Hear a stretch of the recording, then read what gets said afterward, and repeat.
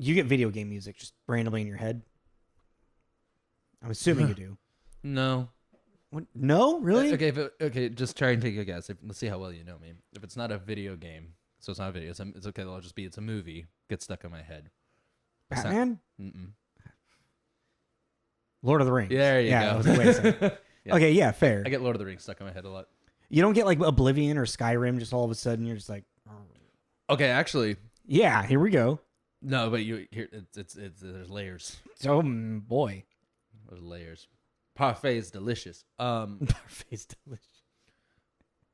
It will start off as Oblivion music, and then it turns into Pirates of the Caribbean. because they're similar. Yeah, that's fair. There's something I would love to actually look at it and see, but there is something that the progression just it naturally starts as the theme music from Oblivion, and it just turns in. Because, yeah, they are very similar. They're yeah, similar. Very, very similar. Mm-hmm. I will regularly walk around with either some Dragon Quest like town music, just I don't know why Dragon Quest towny music. It's bouncy. Or some Final Fantasy music will play in my head, or Mario. I'll be walking down the street. Well, mine always turns into Peter Griffin too. Ah. Why? I don't know. Yeah, why not? All right. Was that okay? This is Tommy. This is Jacob. This is Tommy and Jacob's mixtape.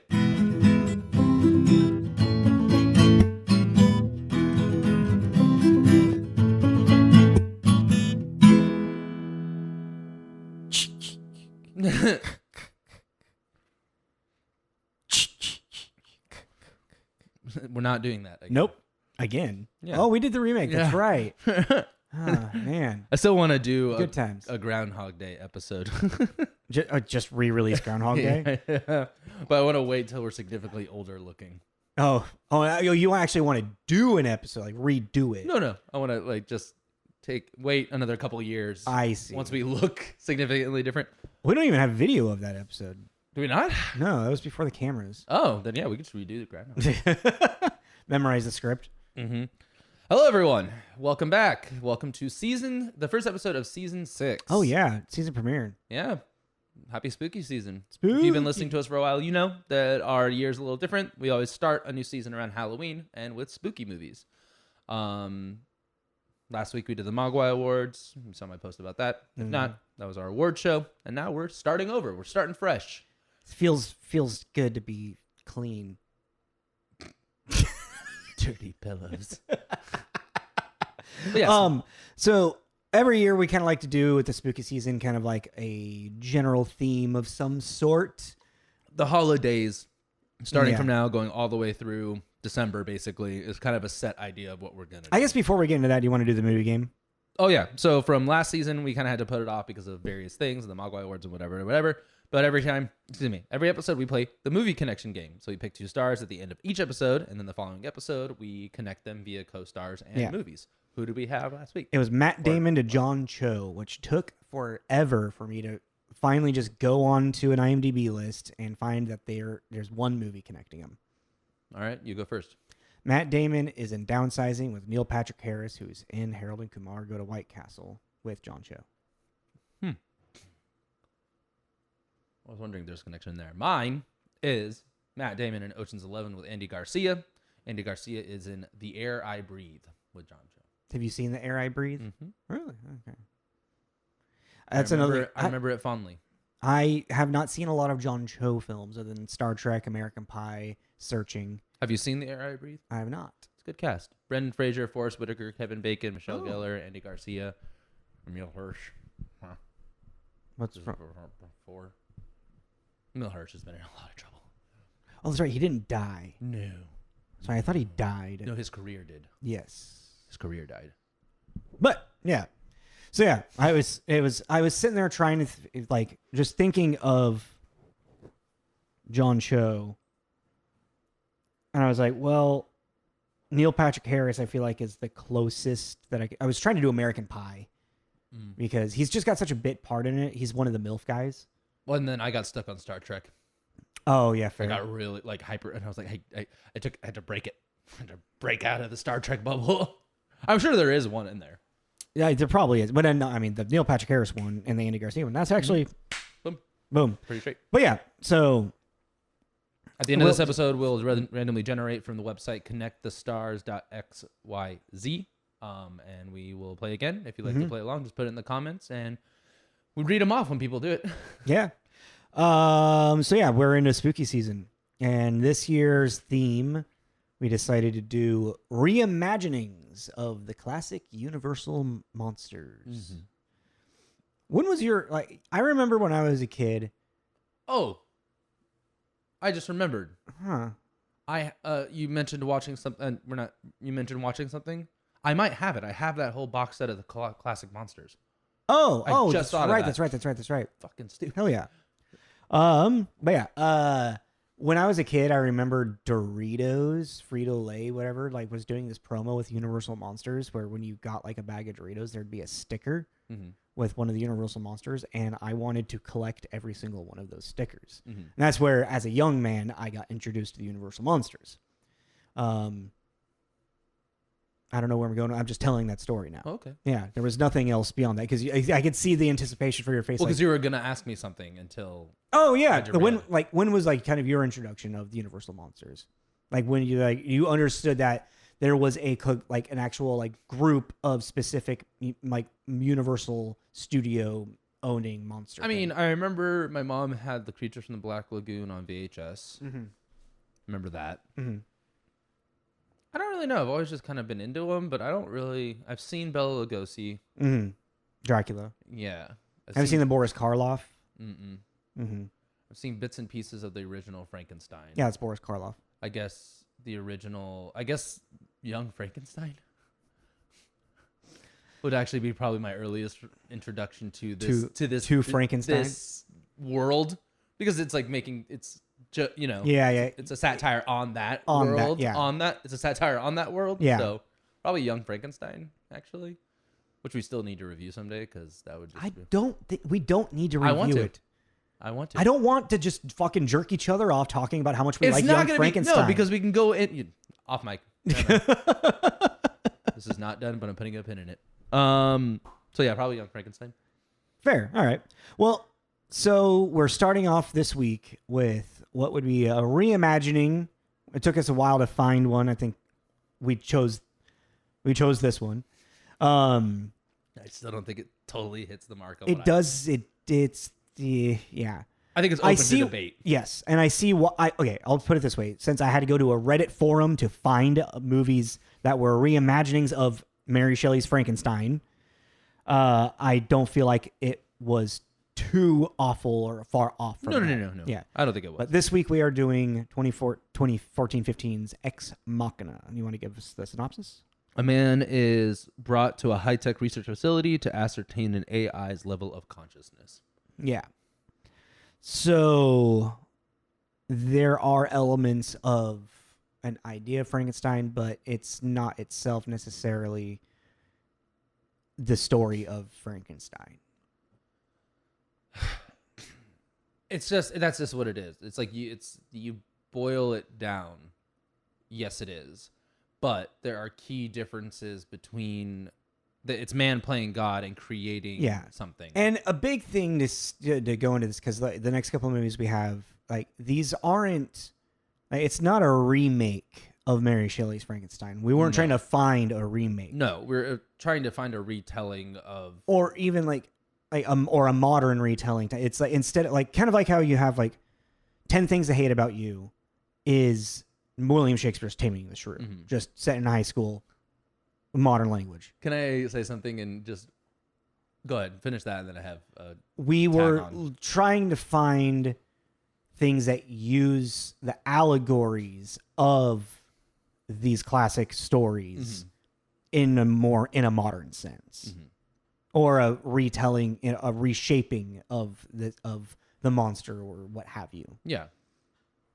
But boiled down a same principle plot line through, but just for a modern audience, I guess.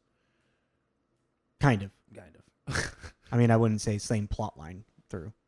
Well, No, that's what I'm saying. Boiling it down, man playing God, creating monster. Oh yeah, yeah. The allegory of this. Yeah. The actual like plot line is that is what he's doing. Yes. So, and that's. You had a thought.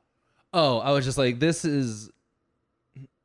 if this is kind of a retelling of or a reimagining of Frankenstein, then so is Jurassic Park. That's fair. You know what I mean? Yeah. That's kind of what I. That's kind of where my brain went with it. Well, we haven't said. Did you enjoy the movie? I did. I did, and I didn't. I felt the ending was a little rushed. They could have added another 15 minutes of exposition, kind of. I don't know. Maybe I'll have more of a thought as we talk about it. But yes, I did like it. This became one of my new favorite movies. I really liked it. I like the aesthetic of it. I love that. I don't know when. Oh, I wanted to look up pictures of behind the scenes without the. Oh, like their process on making her. It sounded cool. Yeah. It was actually really cool how they did it. I just love when it became. I would like to kind of like look at more into it, but when it became this juxtaposition of these high-end research facilities, when it changed over from the gray building and the barren wasteland, and they became these really aesthetically pleasing in the middle of Norway, zen, beautiful gardens and The island of Dr. Moreau. Yeah, when they became these paradises and changed over. I've always really liked that aesthetic. It looks like this 5-star $500,000 a night resorts. Yeah. Yeah. Well, because it's you create the comfy look of everything, and then that becomes the eeriness. But that's the thing; it's not comfy looking. Well, it's not paradise chic, but it's not like fucking dripping water out of a pipe, shack type thing. No, yeah. But it's not. I don't know. There's this like level of coldness still to it, even though it is very aesthetically pleasing. Because it's just filled with money, no heart. Yeah. But okay, so Ex Machina came out, had its London premiere December 16th, 2014, and then it got a UK release January 21st, and then didn't get to the United States until April 10th. It was box office just kind of mediocre, 94 domestically, 163 worldwide. Did you count movies for 2015? I did. 33. I had 25. Yeah, and we have already done this writer-director twice. Yes. And we had no idea. We went into this not knowing anything about this movie. No, I didn't even know who was in it. Yeah. I mean, I knew Oscar Isaac was in it. Yeah, when he popped up, I was very pleasantly surprised. Yeah. So this was written and on Oscar Isaac though is funny because this Frankenstein movie's coming out in it's out or it's coming. Yeah. Del Toro's one. Yeah. Alex Garland, who we did with 28 Days Later, he was a writer on that. And then he also was a writer on Never Let Me Go, which is really close, really recent.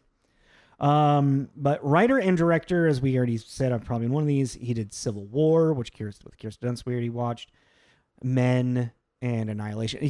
At this point, after Never Let Me Go, 28 Days Later, and now knowing this, I just kind of want to watch all Alex Garland stuff. 28 years later is going to be out soon. It's on Netflix already. Is it? Yeah. Yeah.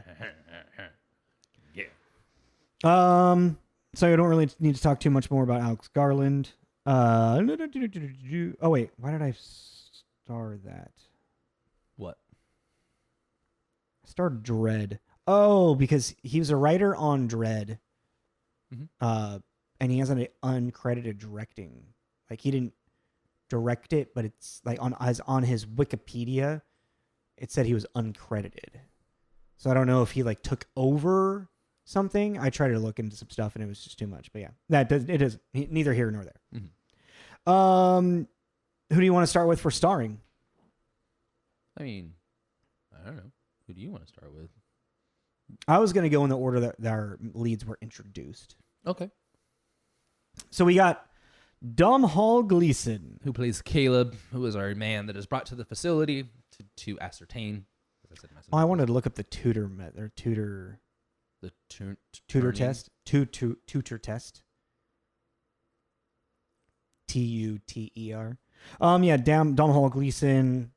He's Weasley in the Harry Potter series. He's in Star Wars, and realized after looking at his No, it's IMDb, a Turing test. the Turing test. Thank you.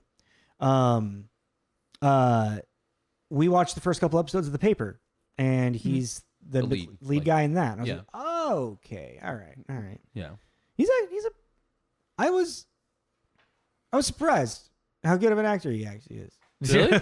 I mean, he's a good actor, but I was just kind of like, He's really funny in Peter Rabbit. to see his range. I was, I mean, Peter Rabbit's not great, but he's the bad guy in it. And he's really funny. is he the farmer? Yeah, he's the one trying to kill all the rabbits.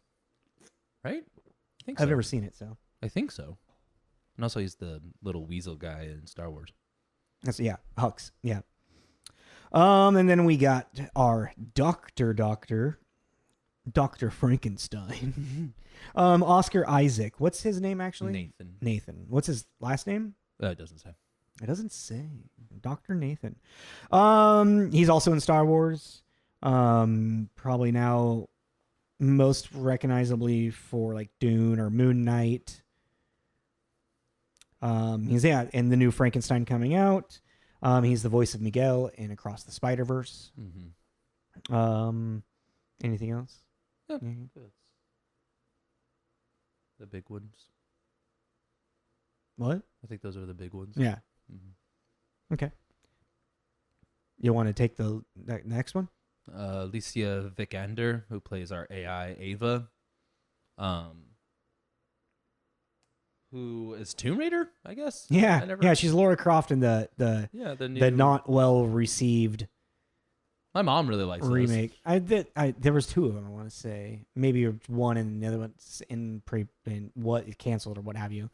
I think the biggest thing is a lot of people were upset because she doesn't have big boobs. Oh, well, that's cool. The Danish Girl, Man from U.N.C.L.E. Won an Oscar for the Danish Girl, Best Supporting Actress. Yeah, doesn't that one have a lot of flack though because of the whole trans thing? Yeah, I mean, I'm sure it does, but it's got a high rating. Oh, and The Green Knight, which I do recognize her from The Green Knight. I vaguely recognize her from The Green Knight, but the Danish Girl, I mean, it's kind of, I don't know, it's not worth the conversation right now. Oh, okay. And then, and just kind of quick and mention to Sonoya Mizuno, who plays like the servant surprise robot. House of the Dragon is the biggest thing I recognized her from. She's also in Crazy Rich Asians. She's got like a small part. She's like one of the sisters or cousins that has a lot of money. One of the ones that has all the money, you know. Are you trying to remember where she was? Not like one of the main characters. Yeah. Oh, she's also in Annihilation. Yeah, and she's also in Civil War. She's one of the reporters. Oh, yeah. Interesting. And Men. Okay, so they're just... Yeah, I think, yeah. Yeah, just one of those people. She likes to work with Alex Garland. Or Alex Garland likes to work with her. Oh. Ooh. All right, what's next? That's all I had. Yeah. Reviews? Oh, yeah, but did you have anyone else you wanted? Okay, I was like, there's only like 4 people. Yeah, I know. Yeah, I'm ready. I said, what's next? Not who's next. I have it open whenever you do the... All right, so we're going into reviews. So this has got a 7.7 on IMDb, and then a 92% tomato meter rating. I had a burp. Okay. I didn't want to do it in the mic. And then an 86% popcorn rating. This has got similar vibes of like really good movie that IMDb just kind of was like on. You know what I mean? Well, a Metacritic has a 78, which comes to generally favorable, with 36 positive, 6 mixed, and 0 negative. I will never not get over there never being a negative.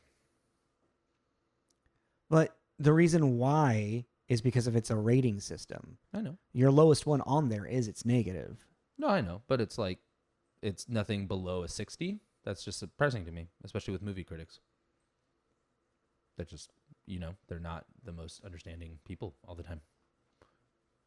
So, what did I do? I lost it. Where did it go? Where are you, Rosie? There you Rosie, who gave it 100 at Total Film. It plays like Frankenstein meets Blade Runner via Hitchcock, haunted by the ghost of Charles Dickens' Great Expectations. Wow. In a film that's both highly literate and steeped in tense cat and mouse chills. Thematically epic, it demands to be seen at least twice and should fuel hours of debate. Structurally, it's as lithe as Ava's perfect mesh frame. I just liked all the references. Yeah. Well, because like one of the things that I was reading is Alex Garland used inspiration a lot from The Tempest. Mm-hmm. I read that too. Which I don't really see, actually. I don't either, but I don't know. I was like, okay, sure. I mean, that's a good. I don't know. Because it's like, well, then who's Caliban? Who's, but anyway. Caleb. Yeah, but. With a 60 by Joe Newmare at New York Daily News. The exquisitely acted, genuinely creepy minimalist drama does spin its wheels a bit before a cool conclusion. But the movie has a spark of creativity not seen in Chappie or Eva, two of the recent Robots Among Us flicks. Yeah, okay. I will say, and because kind of in regards of that review, this coming out in 2014, 2015, I feel like it was very, very ahead of the curve of talking about AI and where we are today and how AI has grown in the last half decade. This movie is very poignant. Well, let's see. I just looked up out of curiosity 2014 sci-fi movies. Predestination, which is an Ethan Hawke movie that looked like total dog shit. Never seen it though. Edge of Tomorrow, Interstellar. Mm-hmm, mm-hmm. That's string theory, time loop. Divergence. That's just action. I'm trying to look at ones that dystopic. I remember popping. The first Godzilla, Dawn of the Planet of the Nuclear Apes. Nuclear War. I, Frankenstein. RoboCop remake. I, Frankenstein? Mm-hmm. What the fuck is that? It's the thing I was kind of talking about. It was one of the ones I was like, the Dracula Untold. Like we were talking about when we were talking about doing these reimaginings. Yeah. I was going like, let's go really hard into the Hollywood blockbuster action movie where. But I've never heard of I, Frankenstein. No?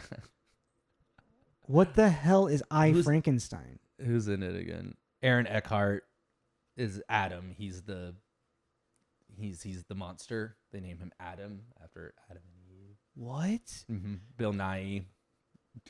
How did you not bring this up before? I thought I did. No, you said Victor Frankenstein. Well, yeah, but I was talking about when I was talking about Dracula Untold and stuff about. Yeah. You didn't seem very interested in the idea of the Hollywood blockbuster. No, I mean not really, but I was. This is making me interested. Just the wildness fuck me of it. Then. We can do it next year. I don't know. Because I was like Dracula Untold. I was like Victor Frankenstein, but that didn't really fit because it's more about the drama between the two of them. Yeah. But then there's I, Frankenstein. Oh, no, I don't think I don't know. Well, anywho. Long story short, there are a couple of bangers of 2014 for sci-fi movies. This is the one, though, that is the AI one from this quick list, this quick little glance I'm looking at. I know it's because the reviewer that you just brought up, they were talking about like robot inspired. Robot Among Us. Robot Among Us. Yeah. So it was Chappie and what else? Eva? Which I don't remember Eva. Eva was a 2011, I don't know, looked. And then Chappie was the boxing one. No. Hugh Jackman. Yeah. No, that's Real Steel. Oh. There was two of them that. Right. Yeah. It was the Deep Impact. Yeah. Both with Hugh Jackman, I want to say. No way. Yeah. Really? Yeah.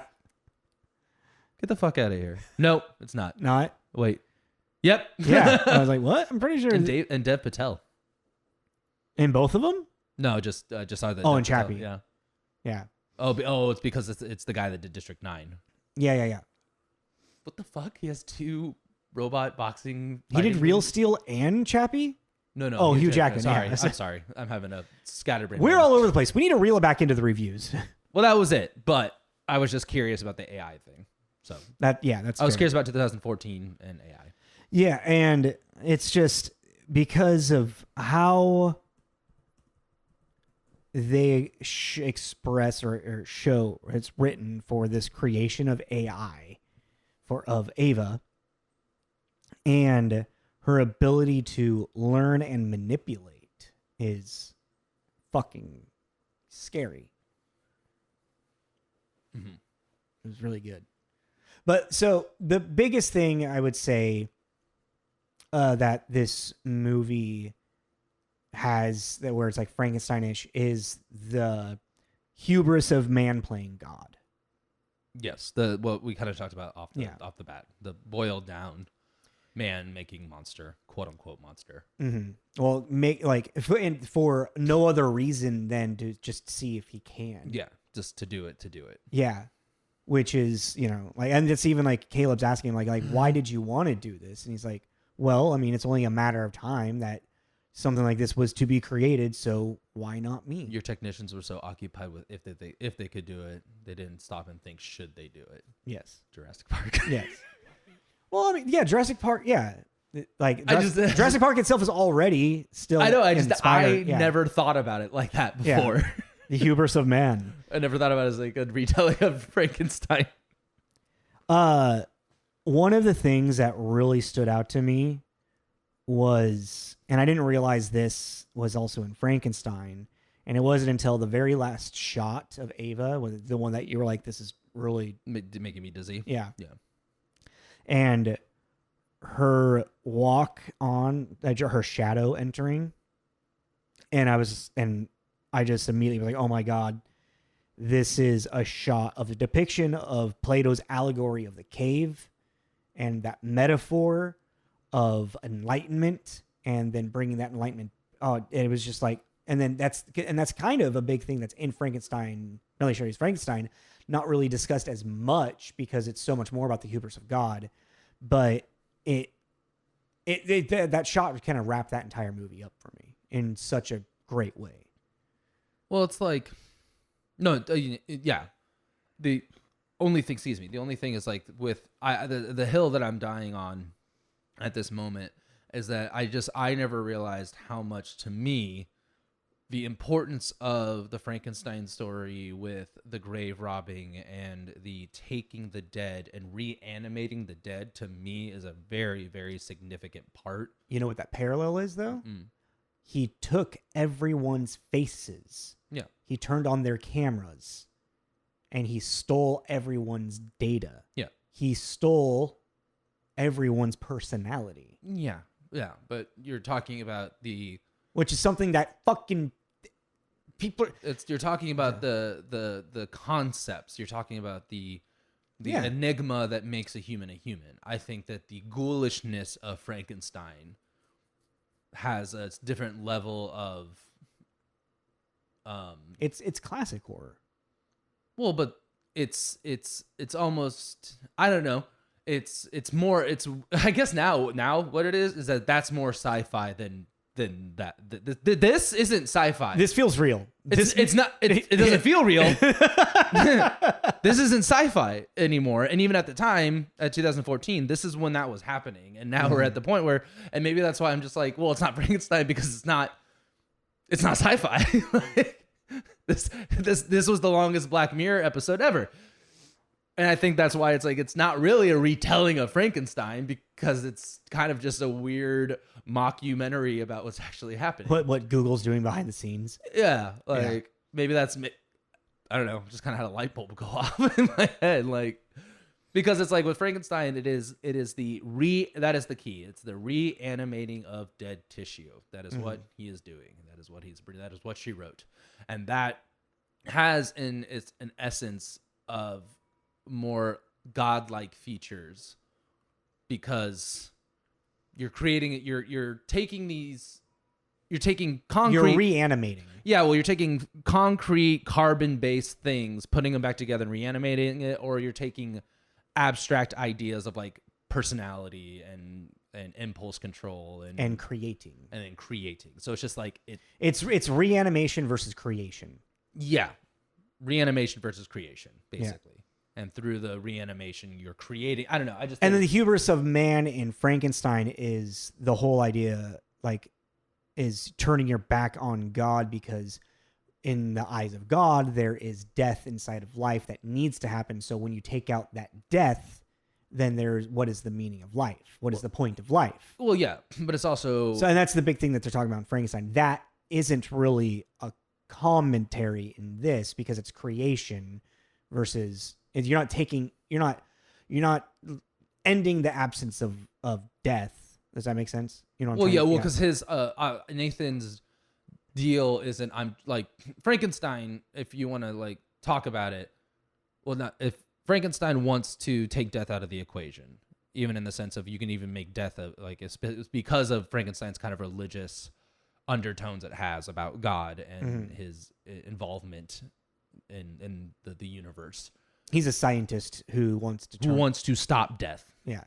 The scientist that wants to end the scientific thing of death. Which is why the church is like, no, you're scientist. That's bad science. Bad scientist. That's bad scientist. That's black magic. That's bad. Dark magic. Satan. Necromancy, yada, yada, yada. The power of Christ compels you. But with like this, that just takes that element out because Nathan isn't trying to end death. It's that whole kind of idea of like this. The conversation always seems, especially in these sci-fi movies, and I air quoted for those listening, these sci-fi movies, is that this is the AI is the next step in human evolution. And it's not. It's the step towards a new species. Yeah, exactly. You know, It's not human evolution unless we some way can integrate with the AI. yeah, unless And that's no, thank you. Don't like that at all. So I don't know. I mean, I think that it's really wishy-washy. This does fit the Frankenstein retelling, but at the same time, it's missing some key aspects to just for the conversation of the retelling of Frankenstein. I think it's close enough for what we're doing in the block. I think so too. Yeah. I do say that, but I do think it's just more of a fun conversation to have. What are the differences about it? Yeah. And I think that the lack of the religious undertone and the ghoulishness of the reanimating pieces of a corpse. And then you replace the religious conversation completely with the morality conversation. I mean, yeah. I mean, that was that review said that this should spark hours of debate. Yes. Because also there's this interesting thing that I've just been really, funny enough, I've been really just mulling over even before watching this because I've been watching Alien Earth. Yeah. And there is a big conversation about AI and synthetic and cyborgs and blah, blah, blah, blah, blah, blah. And it is a really interesting conversation because there's this whole, especially now, because there's this conversation about AIs and what is their place in this world?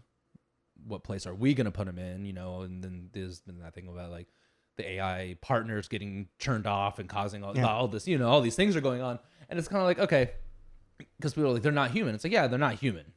I think that's a very fair point. They are not human. They are an intelligent life. They're an intelligent species now. Yeah. Or I don't know, intelligent. They're an intelligence. So they are an intelligent living being. So now it needs to be separated into different categories, you know, and it's like even with the whole Frankenstein thing too. Is he starts the creature starts to deteriorate, which causes the issues, and that wasn't in this. That's really part of the either. reanimation. She kind of evolved. Yeah. Yeah. Anyways, I don't know. I had a point and I lost it in my own head. I see. Okay. Well, we spent a lot of time talking about how it is and is not Frankenstein. What about this movie in general? What was it? Let's talk about why it's fucking great. I mean, we have Caleb's his journey. And that's the thing is that the entire movie he is our lens. Mm-hmm. He is what we are experiencing this movie through. So you get it's so well shot, so well everything. Our doctor, he gives you kind of he's isolated hermit weird dude vibes, and Oscar Isaac captures it perfectly. He plays a good asshole. Yeah. Geniuses are assholes most of the time.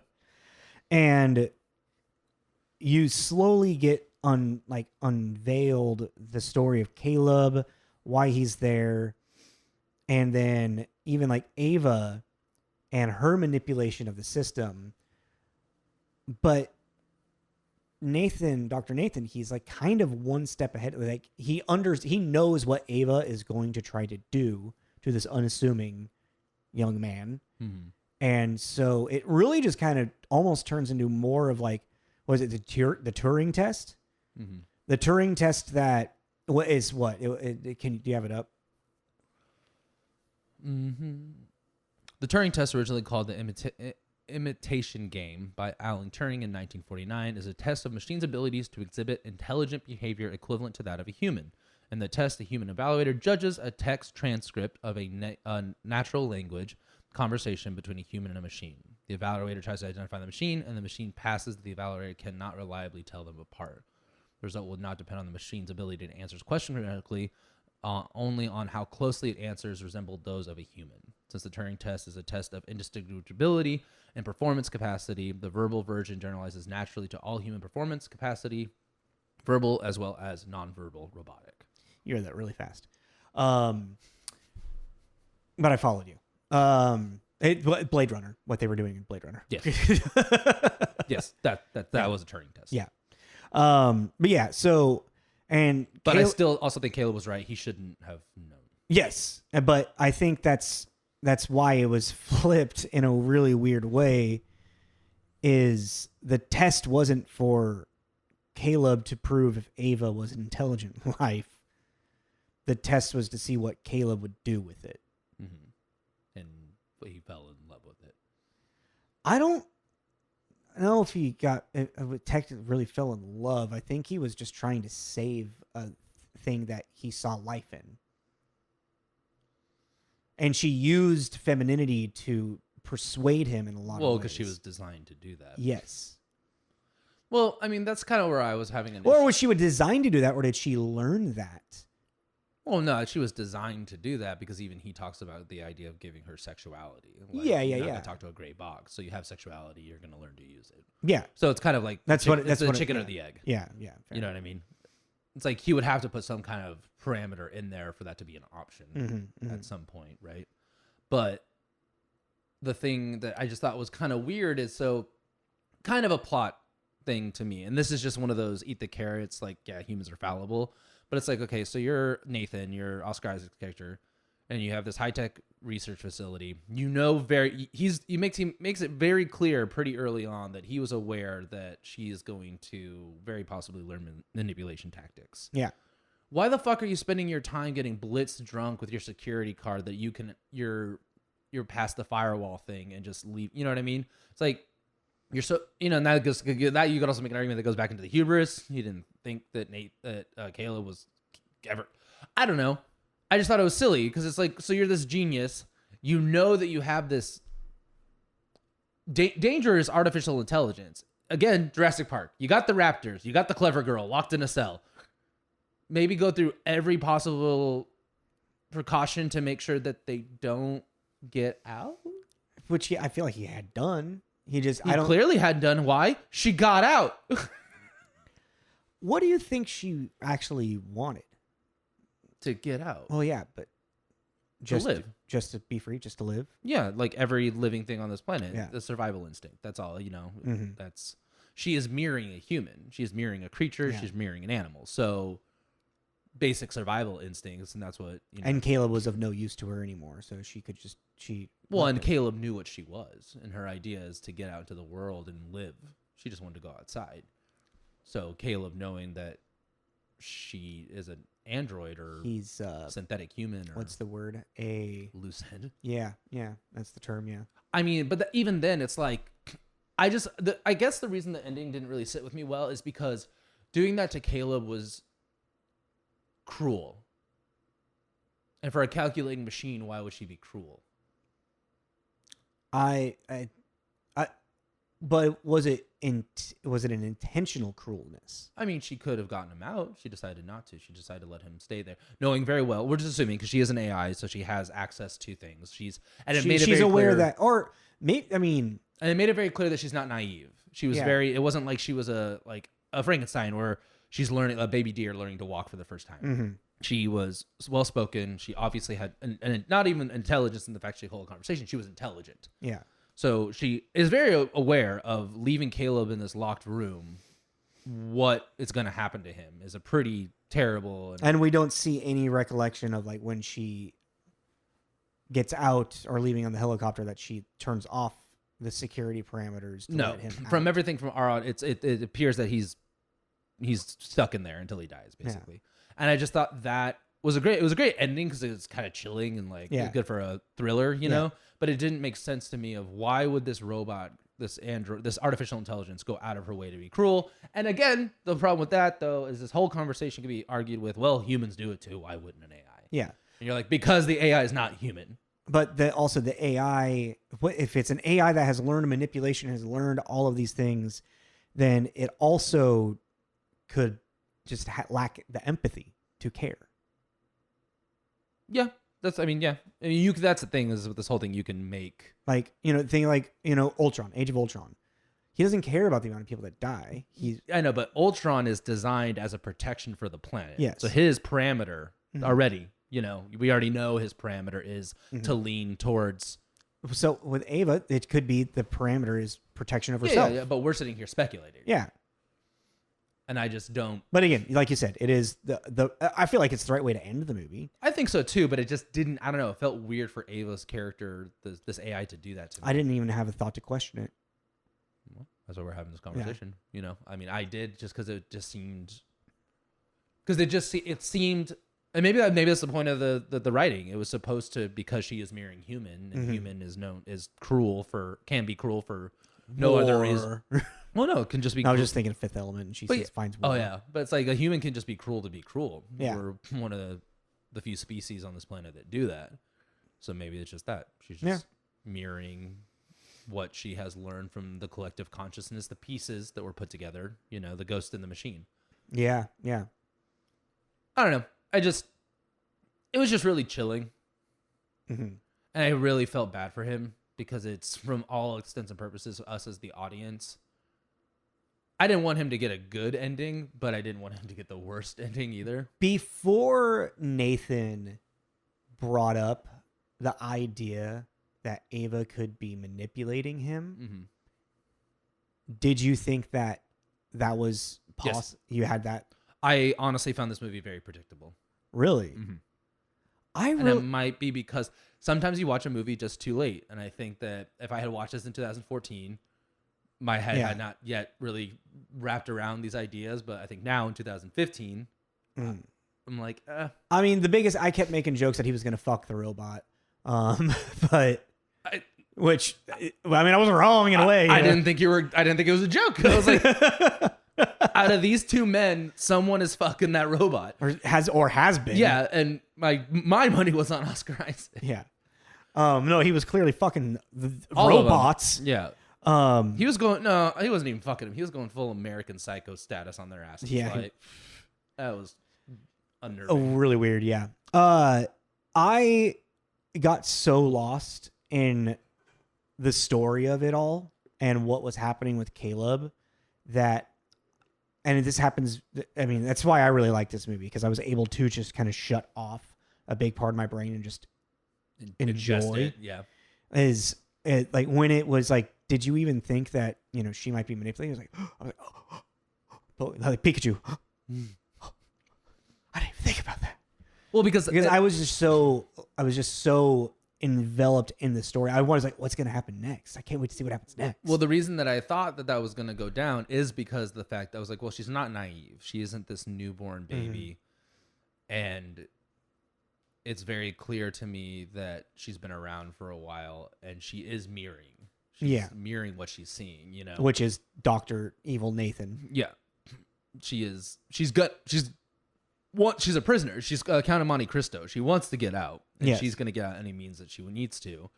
I just kind of thought it was I did think it was kind of cool that everyone was right, but then Ava got the upper hand. Like you're sitting there kind of like, he said this, he said that, and it's like Oscar Isaac is warning, and there's a part of you that's like, nah, he's just kind of trying to save his own skin, and he's a sociopath and blah, blah, blah. It's like, no, he's right. He's also right.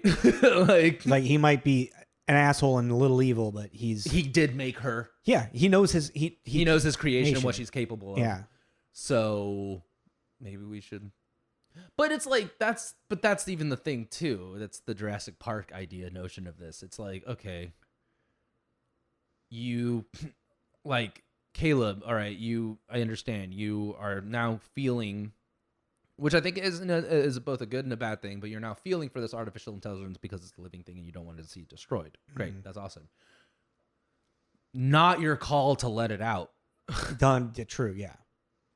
Like, you don't know what this thing is capable of. All you know is the bare minimum that Nathan has told you. You've known this thing for like a week. Yeah.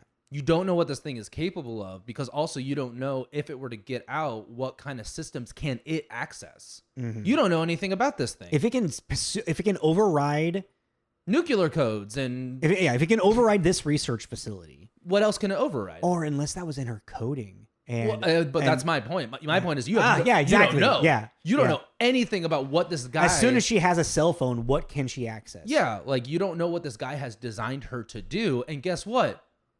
She just killed the only one that knows anything about her, like her coding, and I'm sorry that I don't know if this is too stupid. The fact that he didn't have a kill switch phrase. Yeah, you brought that up. I'm like, come on, Skynet 101, like platypus.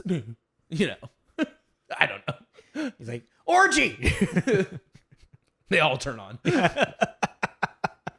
I mean, I don't know. It did. It really did. It upset me the same way at a lower grade, but the same way a few Black Mirror episodes have, which is kind of the point. Like it gave you a little anxiety type thing, like upset type idea. Yeah, but also just the hubris. You guys are so fucking stupid, all of you. Well, that's why it's a story. Don't fuck a robot. I might fuck a robot. Patient zero. What caused the end of the world? You fucked the robot. As long as it doesn't have a baby maker in it. Rick and Morty. Oh, okay. I don't know. What do you want to give it? Are we done? I mean, we're at like 47. I feel like we didn't really discuss much of the arc of the movie. I feel we talked a lot more about Frankenstein in comparison. We got a little more time. But I don't know what else. I mean, I was trying to guide us towards like Caleb's arc and whatnot, and then it just kind of turned into a lot more of other things. I mean, the AI conversation, I think, is the most compelling part of this. Because this coming out in 2014, we have Caleb falling in love with an AI. We just recently, in our modern day, had a bunch of people lose their AI partners because of an update? Something like that, yeah. Yeah. Like, we're there. That's what I'm saying. That's why I was saying, like, I feel like this movie coming out 10 years ago was really ahead of the curve. Like, without the amount of AI that we knew of, I mean, there was some algorithms have been like slowly building, and it was for the public consumption. It was very rudimentary, basic shit. Yeah, it was probably people in 2014, 2015 watching this being like, "We'll never get there."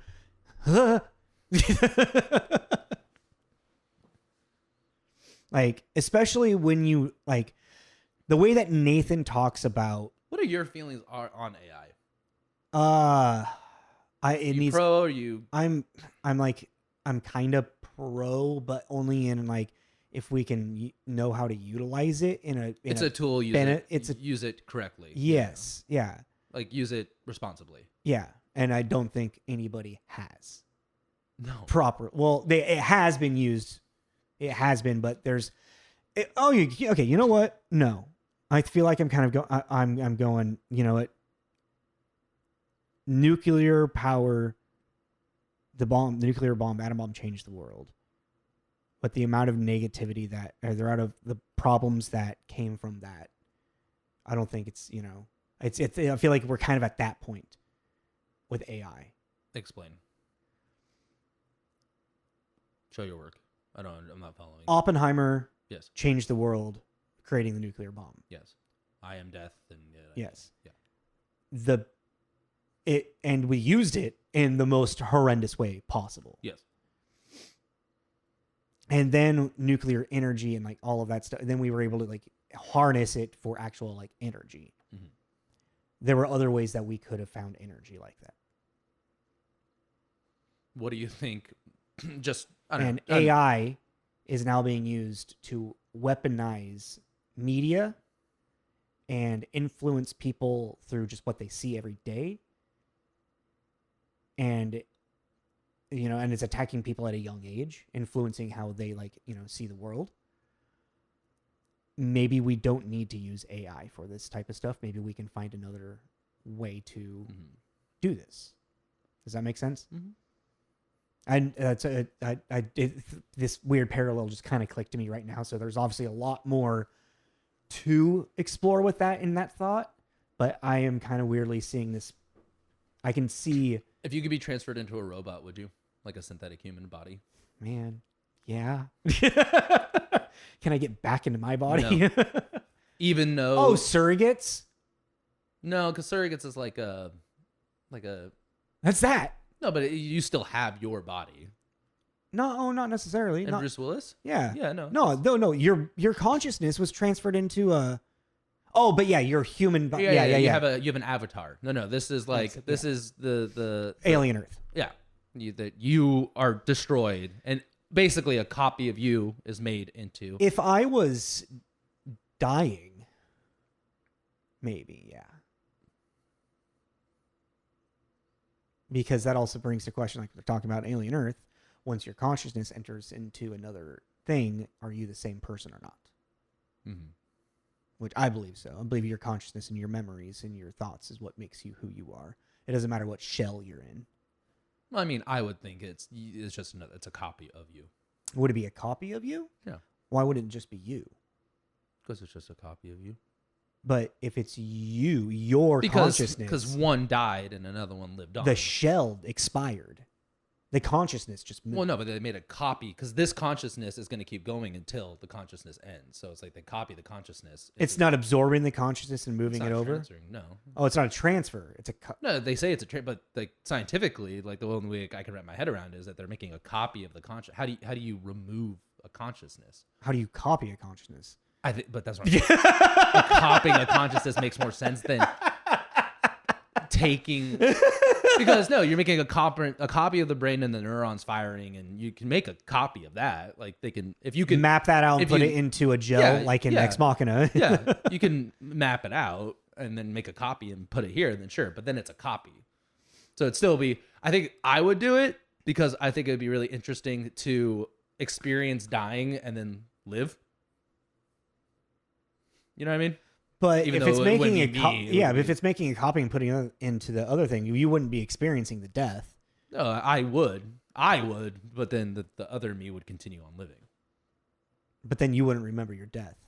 That would be my question for the doctor. I'd be like, will I experience? Can you? This is the Mickey 17 thing right here. Can I experience the death? And will that memory also? I want that whole experience to be put into my new body or this Tommy 2.0.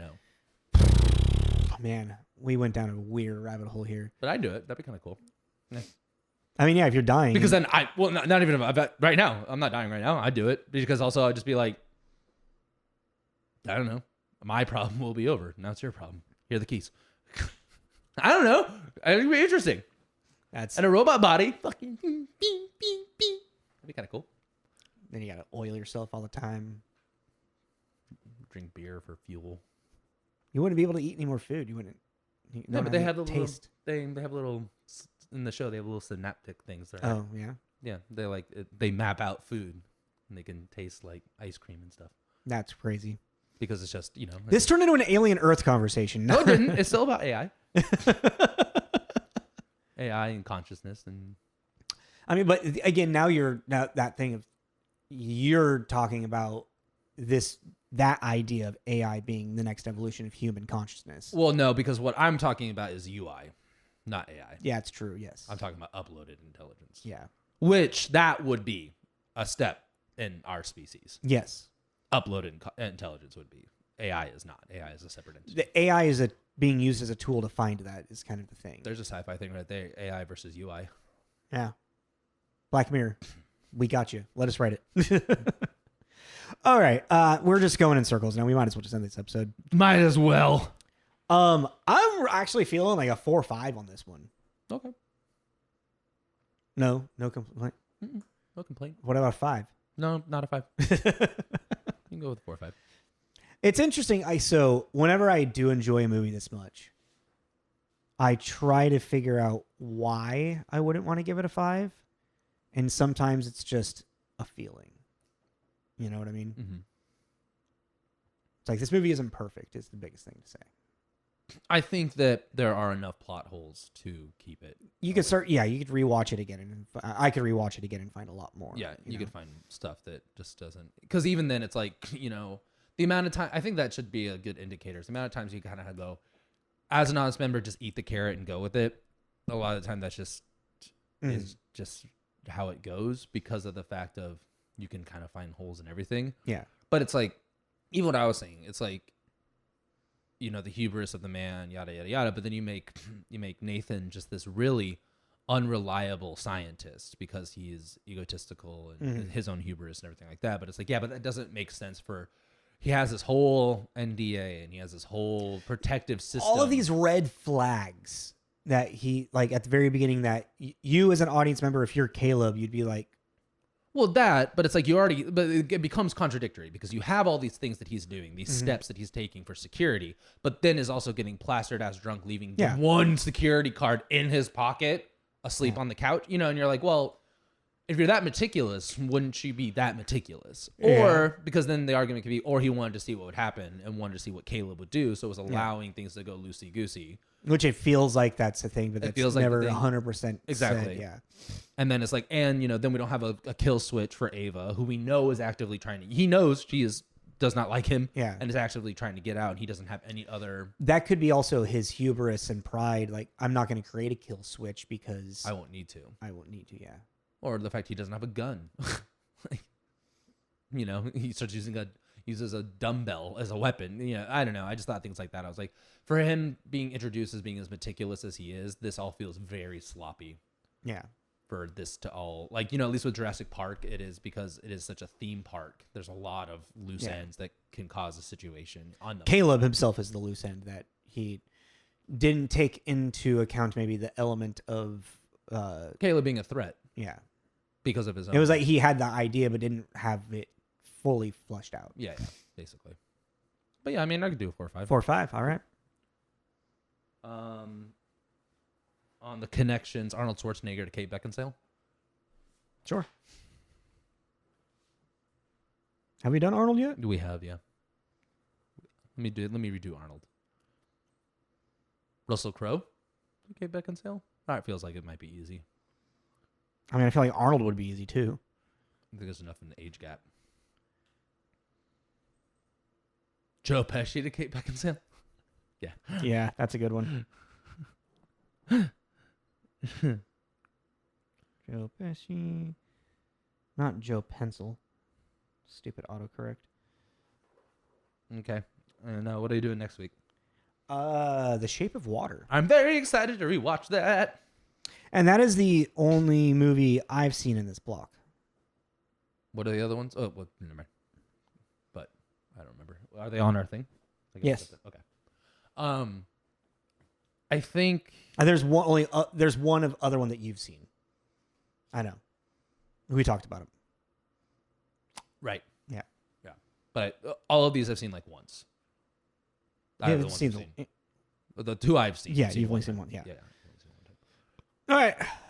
Yeah. So that was Ex Machina, episode 261. Yeah. With a 4.5 out of 5.